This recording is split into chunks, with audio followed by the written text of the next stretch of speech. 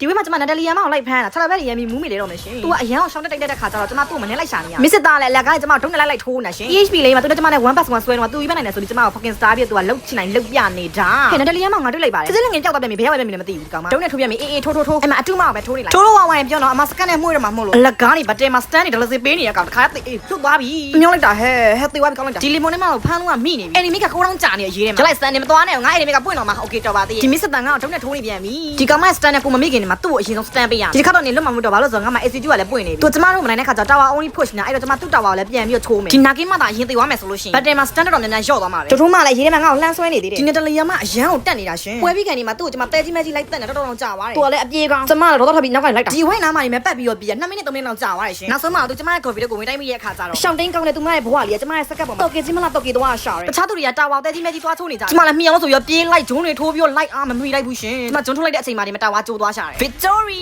ရန်ကိုကျွမ်းကျင်တဲ့နတလီယာမတော့ကျမတို့တစ်ဖွဲ့လုံးဂုဏ်ပြုထားခဲ့ပါတယ်ရှင်။